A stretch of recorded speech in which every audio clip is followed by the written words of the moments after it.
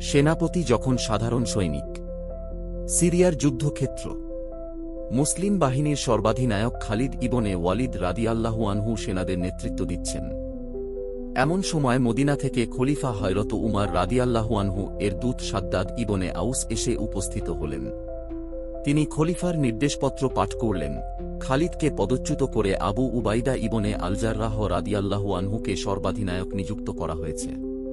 মুহূর্তেই শিবিরে নেমে এল নীরবতা। সৈন্যরা বিস্ময়ে স্তব্ধ। খালিদ রাদিয়াল্লাহু আনহু নীরবে মাথা নিচু করে খলিফার নির্দেশ শুনলেন।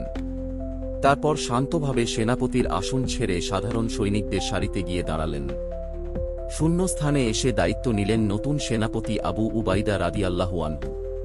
কোনো ক্ষোভ, দুঃখ বা অপমান খালিদের মুখে প্রকাশ পেল না।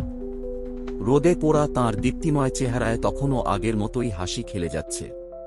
তিনি দৃঢ়কণ্ঠে বললেন, হযরত উমর রাদিয়াল্লাহু আনহু যদি একজন হাবশী গোলামকেও আমার নেতা বানাতেন, আমি খুশি মনে তাঁর নেতৃত্ব মেনে জিহাদ চালিয়ে যেতাম। আর আবু উবাইদা তো কত উঁচু মর্যাদার মানুষ।